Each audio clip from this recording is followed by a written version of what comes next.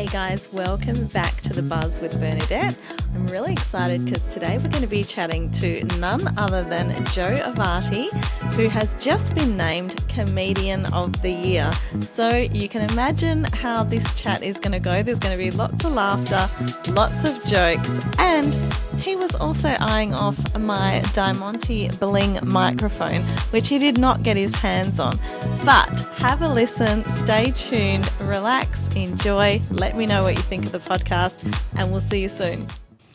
So welcome to The Buzz with Bernadette, and today we've got our fantastic guest, Joe Avati. Welcome, Joe. Thank you, Bernadette. Listen, I'm not very happy that your microphone is way better than mine. I am not liking this.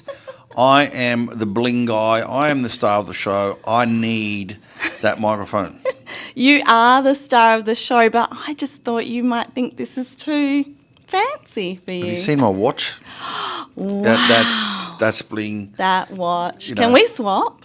No, you're not giving me your microphone. I'm not giving you the watch. Okay, maybe we'll make a deal after. Yeah. So listen, now we know now that you have got 2 children. Congratulations. Yeah. Last time I saw you, I don't think you were a father. Well, my daughter's 11, so yeah, I'm sure I've seen you before then. Maybe. Crazy. Yeah. But I didn't know about my daughter, so yes. So maybe. So now it's great. How has fatherhood been treating you so far? It's been good. It's made me kind of calm down and be serious, which is great. Good. This is good. You know, I think I went out once there was these people in front of me and they were pretending to have a photo, but not to have a photo. They were pretending to get a photo because they wanted to get a photo of me, and I saw that and I thought, firstly, why would they want a photo of me? What are they going to do with it? It's not like I'm Tom Cruise or something. And then I thought, you know what?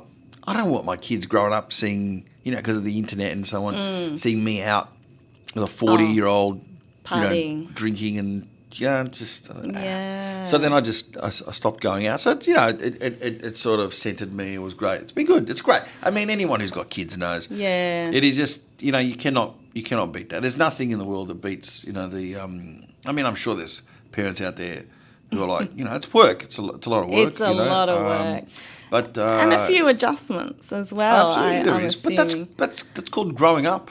Exactly. That's exactly right. It is called growing up. So, yeah. So any other big adjustments that you've had, or what is the most rewarding part of becoming a new dad? Well, you start to realise how you become your own parents, See, because our parents brought us up in a way that doesn't exist anymore. The world that we were brought up for it's not the same world anymore. That's so true. So we have to then, adjust and go, well, and I find myself doing the things that my dad, the look.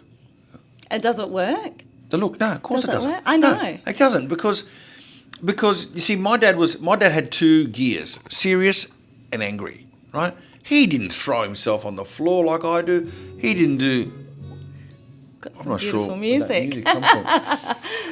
He didn't do accents. He wasn't a clown. He didn't do characters. That's what I do. So when I'm serious, when I look at my son and I do that, he just laughs because he just thinks it's another character. Yeah. And that's why the kids don't take it seriously. The other reason is because they got their head buried into the phone or the iPad. Yeah. So if you are a parent of a teenager and you want to give them a look, take a picture of yourself doing this.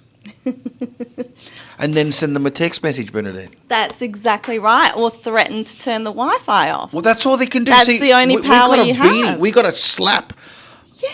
They can only turn the Wi-Fi off, and that's it. But we had nothing. We couldn't, for them, when they put us in the room and said, stay in there, we had nothing to do. No. I try and tell my daughters that today. And I say, look, we had absolutely nothing. We could read a book, maybe listen to the radio. That's it. So it was punishment. Now it's like, awesome. I can go in the room. Well, that's right. Excellent. I mean, now, if I had what these kids have, I'd be in timeout all the time. If you haven't put me in timeout, no problem. I'm going to my laptop. It's very different. Anyway, but that's just the way that it is. That's the way of the world. We can't complain. There's no point in complaining and going, these kids need to be like we were. No. They ain't ever going to be that. It's not going to happen. And the threats don't work. No. Nothing works. And they know their rights as well. Oh, yeah, that's right. The right. kids know their rights. Yeah, I know. Well, you can't talk to me like that. You can't talk to me like that. That's bullying. That's the new one. Really? That's bullying. That's you bullying. can't bully me. Mate, I got abused. Crazy. I Let know. alone bullied. I know. And do you now, or I know I have, I've gone back to my dad and I've gone, see what you did there? That was wrong. You know, and he's like, well, I never did that. And then they deny it. Your parents deny that they did those things to you. Me? I never touched you. And because, you know, the way they're with the grandchildren now, Oh, they that are is- angels. That is, you know, my dad says to my kids, I love you, I miss you. Did he ever I'm proud say of that to No, you? he told me once he was proud of me, and I had to get married. I had to get married for him to tell me he was proud of me. It's like, Wow. yeah.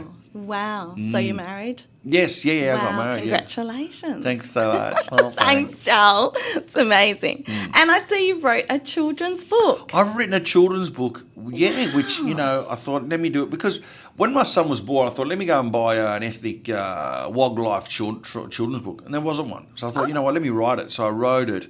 And it's great. It's fantastic. It's called When I Was Your Age, hence why the tour is called When I Was Your Age. And it looks at a typical kid's life today. Like, you know, in the book, we made my son 6 years old and we say to him, you know, like, you know, he says, I don't want to go to school, I want to sleep in. And of course, we couldn't sleep in. There was two things you couldn't do in an ethnic household. One is sleep in and the other is a low carbohydrate diet. Right? There's no way you could sleep in. I'm still suffering the effects today of the high carb diet. All right. I am still addicted to carbs. Yeah. How do you get off the carbs?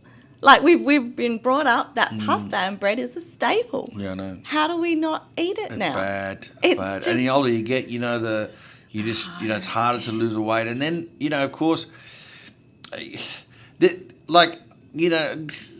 no carbs. Okay, No, how about some gnocchi? Well, what do you think they are? No, but these are made from potatoes. It's Yeah, but, like- but what do you think that is? It's like the vegetarian as well. Like, oh, this is vegetarian. It's just Yeah. got a little bit of chicken in it. Yeah, that's a little bit of chicken in it, yeah.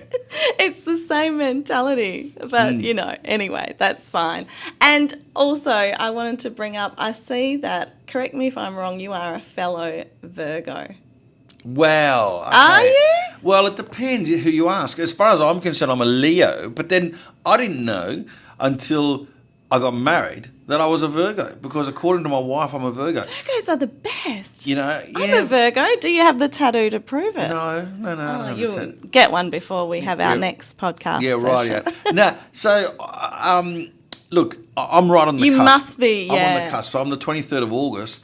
So there are bits of me Oh, that, so are, you that are can- Leo, and there are bits of me that are Virgo. I Yeah. think I've got a bit of both. You know, Very I'm not s- you- really you a do big have- believer in star signs. You do have strong Leo I do. vibes. I know. Yeah. I do have a Leo yeah. vibe. But, you know, then are you neat and tidy? Do you like everything in its place? No, I'm not neat and tidy, but I do have ways of doing things, and that's the way I want them done. There's a and method. that's supposedly the Virgo. But you know, I don't know. See, this is a funny thing. You know, when you remember when you'd be in the paper, you'd be reading your star signs, you know, and someone goes, "Oh, read me mine." I said, "Well, what are you?" You know, I'm a Libra, and I'd read them, you know, Gemini. Yeah. And they would always say, "Oh my God, that's so true." Oh, you are cheeky. And like, well, I read you something completely different. I reckon they just rotate them. They probably just just rotate felt them. bad, and they were just like trying to make you feel better. I believe in energy. I believe in space. I believe that there's something going on, but I don't know about it. Yeah. I don't know about it. I know. Look, and that's a typical male response. That's Is that- fine. You're fine to have that Because reaction. you know, back in the day when I used to date, oh, what star sign are you? A Leo. And they go, oh, and it's like, right, so should we end it here? Should I get the bill? You know, that's what you've just said, like Oh, I don't it's the end vibe of with it. a Leo. I don't know, yeah. Yeah. Anyway, whatever. I still want your microphone. Yeah, I'll do. See, that's Do you the want to Leo swap? in me. Shall we swap? Just No, for a that's little okay. bit. No, that's Just for okay. a little bit. You I keep feel your bad microphone. because then you can let me wear your watch tonight. No. You ain't having it. So you've been doing stand-up comedy for over 25 years. Yeah. Dare we say a bigger number? Just 20, we'll go No, 25 close plus? Close to 28 years now. Wow. What first sparked your interest in comedy? I just wanted to be different, I suppose. Like, I had this way of thinking that I always had as a kid. You know, Yeah. all the other, I don't know, I was very shy, so I'd sit back and I would observe things that other people wouldn't. And I kept them going in my head, and then later on in life, I thought, let me just, let me just bring this out. Yeah. And so I think that kind of was it. I wanted to be a rock star, and I couldn't sing. If you've heard me sing, you know I'm not a singer. Oh, I haven't heard you sing. Yeah, Maybe I a did a karaoke few parodies. No, not no, not karaoke, not for me.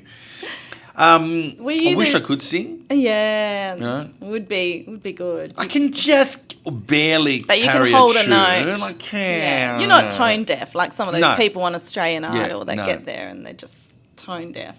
So that's good. How did you initially break into comedy? And that's what I want to know. Were you that cheeky kid at school that found out they were making other kids laugh and then thought, oh, this is fun? No, so I wasn't a cheeky kid. I was shy, but I went to 4 primary schools and 3 high schools. So every time I had to use humour to sort of break in and break the ice and be the loved one, because I wasn't there long enough to be known by everyone and get a lot of friends. So I had to quickly be able to make friends with people. And what's the quickest way? What's the quickest way you're going to bring down a barrier is to make someone laugh. You know, if you can make somebody laugh straight away, instantly they have some sort of a rapport with you. Instantly they kind of feel safe. There was that old saying, girls, you got to watch out for comedians because you'll just laugh and laugh and laugh, and then the next thing you know, you'll be naked. I know, right? But I know. Sorry, I'm forgetting what I have to ask you. I'm going to cut this bit out. See? I'm going to cut this bit out. No, keep it in there. See?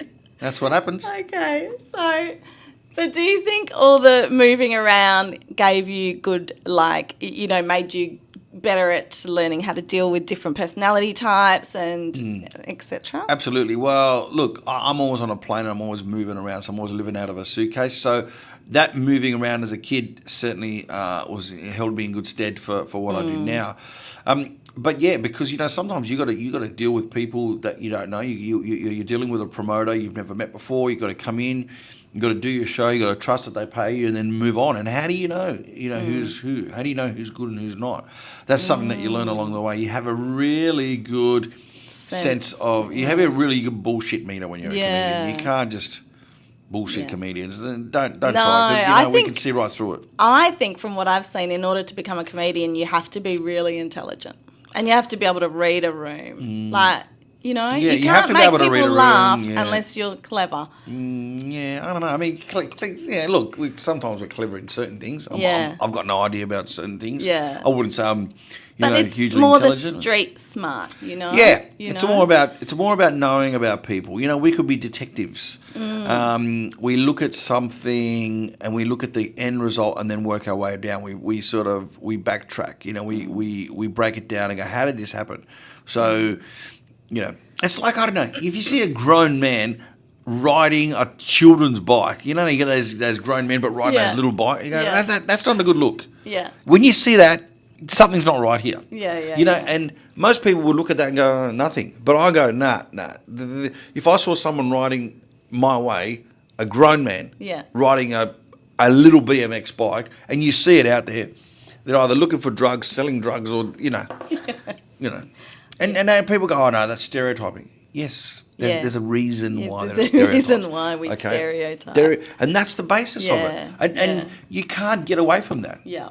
Exactly. So how did you break into the Canadian scene? And was it scary, like the first time you were trying to sort of... So it was 2001 and some of my material went out onto Napster back in those days. So that was before YouTube. Back? Yeah, there was Napster. And that made me a star overnight in North America. Really? And it was scary because we'd turn up to Toronto and there'd be people waiting at the airport. There'd be, I'd go to a restaurant and all of a sudden there'd be a crowd of people outside. It was like being a rock star. It was amazing. Wow. I loved it, don't get me wrong. Yeah.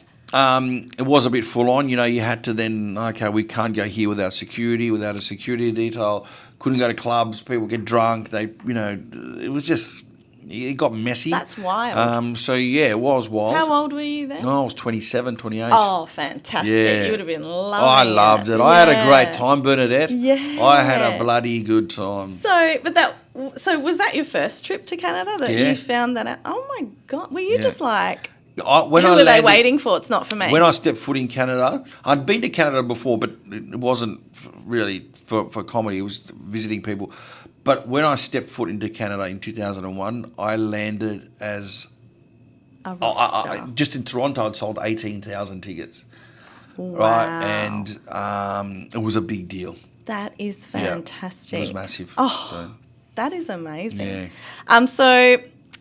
What keeps you motivated and inspired to continue performing? School fees?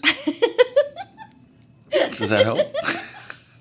Yeah, if you can answer that Child support? just in 2 words, thanks, that would be great. Child support. That's 4 words. School fees And child support. and child support. Yeah. This is good. Okay, well, that keeps you motivated and inspired to get new material.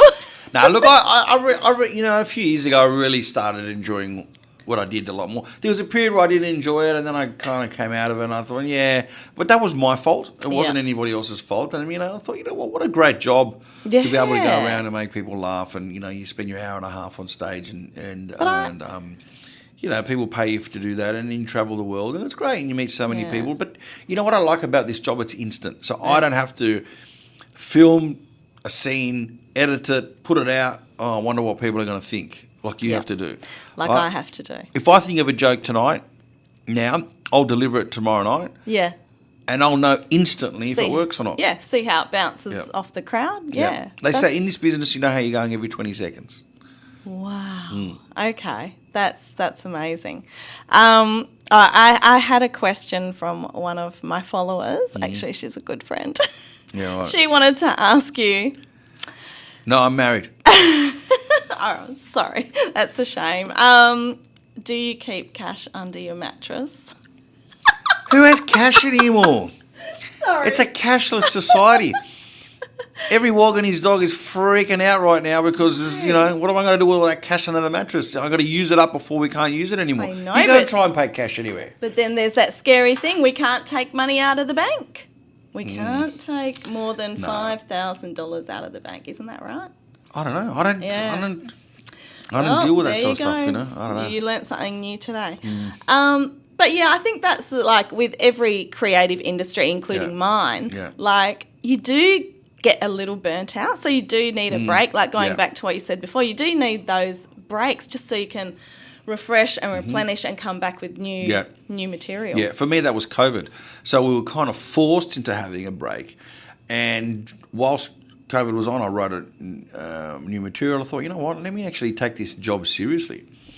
And it's paid off. Last week I was I was awarded the Comedian of the Year. Congratulations. Thank you. That is fantastic. Yeah, so that's been really nice. And it's nice because it was voted by peers, so fellow comedians, venue managers, agents, sound and lighting, ushers, everyone who sees acts coming in and out. So it wasn't voted by the public. Yeah. Like there's some people that beg please vote for me. They'll run a campaign. No, you couldn't do that.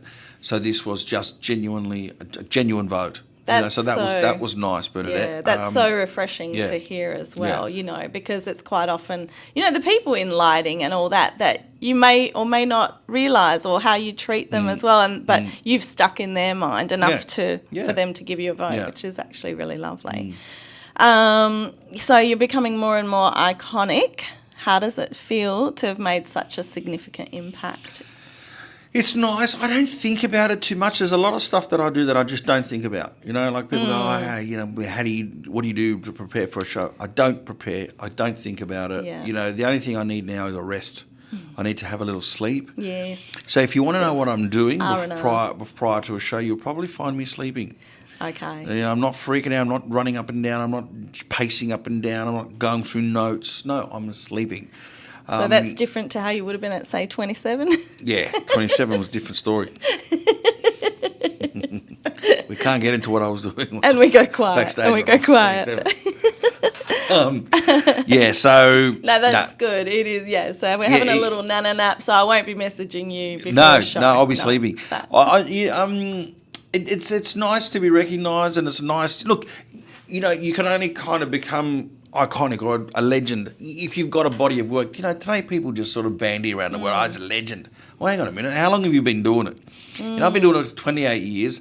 I've been selling out for a very, very long time, selling a lot of tickets over the years. There comes a point where you go, look, I'm going to say what I want to say and how I feel because I think I've earned it. That's right. You've got that longevity. There's a lot of people who are starting out who just think they're that good, and it's gone to their head. And we see them on TikTok. Yeah, that's right. We sure do. And so you've got to say, well, hang on a second, Bo. Calm down. Stay in your lane. Yeah. Let's see 25 years down the track if you're still here. Even let's see 5, 10 years down the track. And when I was in that position, I never behaved like that. Now I behave like that, but I've got the runs on the board. I've got a huge body of work. I've got 8 comedy specials that I've released. I've been doing it and selling out around the world for a very, very long time. I think I've got the kudos to be able to say certain things which may be perceived as me being, my head up my ass. No, I don't think so. I'm a down-to-earth person, but you know what? You've got the community to back you up as well, who've been there with you on the journey for a long time. So, and I always say you cannot do comedy to an empty room. No, you can't. And you've tackled sensitive topics as well without resorting to profanity or shock tactics. Yeah. So how do you balance being edgy and relatable while remaining family friendly? Because that's one of the things I've always loved about your shows. Yeah. Look, I just find it a challenge, and I love that combination. I love being able to be edgy, walk the fine line to say the things that everyone thinks, but no one's got the guts to say, but not be rude and use profanities and I don't do anything vulgar to get there. To me, that's just cheap shots. So, look, I don't know. I don't know what it is. Look, it's just also sometimes, especially in this business, it's just the way that you speak, the timing of it, the tone, the words, where you choose your words, where you choose to put your words, how you phrase. It's just how you deliver. And sometimes that's just a natural thing that you have to have. Sometimes you can learn and you can manipulate your sentences, but you just have to be able to speak in a certain way or think in a certain way and get the words out that are just going to align with what people are going to say. Because at the end of the day, it's an energy transaction. Yes. So the words that I choose to use are going to vibrate and make you feel in a certain way. And some people choose those words in a way and they make people vibrate and they make everyone vibrate at the same way. And sometimes people are polarizing. Well, they'll make you vibrate in a nice way and someone else in a not nice way. I'm just fortunate with the way that I communicate what I need to say to the masses. So works well. What happens when you have many a fan come up to you and they want to try and be funny and they're like, oh my God, I'm gonna make him laugh. I'm gonna tell him a joke. Listen, here's a joke I came up with. Do you fake laugh? No, or do you just go, if I can pick it, I'll go, oh yeah, I know that one. But I would actually let people go because sometimes that you get nuggets. I had this one guy come up and he was an Australian guy married into an Italian family, and he said, "Oh mate, the first time I ever went over to the Italian side of the family because I got drunk." He goes, and that was just on the salad. I thought, wow, what a great line. That's good. I'm taking that. And I used it. But I sort of manipulated it around to that is actually really good. Portray another character. But what a great line. What a great nugget that was. That is actually really, really good. So, so staying relevant and fresh after 28 years in the industry. So you're open to listening, hearing, getting new material, thoughts. Yeah. And do you watch any other comedians? No, I don't watch comedy, but I listen to serious podcasts because sometimes there are people talking about serious topics in podcasts where they're actually, you can go, oh, I can see how that's funny. Yeah. Right? Yeah. I can see a funny bit in that. Yeah. But it makes me have my finger on the pulse so I know what people are talking about. You got to be on top of the topics that are out there right now. You got to know what people are saying, What are the topics that people are talking about the most? What's annoying people? What are sensitive topics? What are things that you can't say? You got to be on top of all of that when you're thinking of putting your show together. That's right. There's so many lines we can't cross in today's society. But then again, as a comedian, sometimes you I like to push the envelope a little bit. Tiptoe over them a little bit. Yeah. You got to be careful. You can't be nasty because people are not going to like that either. Yeah, people that's like right. you to be edgy, but don't be nasty. Yeah, exactly right. And where would you like to see your comedy career go in the next few years? I think I've got a good 10 years out of it, because the funny thing is, Bernadette, even though I've been known for a very long time, there's a lot of people who have never heard of me until now. Wow. The world is a big place. Yeah. I used to do a lot of stuff for the Italians, and then it broke out to the mainstream ethnic communities, and now it's going out to the Anglo communities. So I'm doing shows in countries I've never done shows before. Oh, Belgium, Scotland, Ireland, all over England. It's growing in America. Canada's just blown up again. And as I can see a new lot of people coming to the show. Surgeons. And also the people that were kids. Yeah.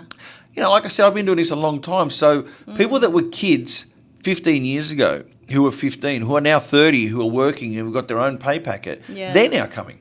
Because they remember me when they were 15. That's such an amazing full circle It's moment. a full circle, It's growing like that. So good. So I probably, as long as I keep on refreshing and reinventing myself, I've probably got a good 10 years out of this, That's fantastic. As we wrap up, is there any advice you would give to aspiring comedians or performers who are looking to follow a similar path to your own?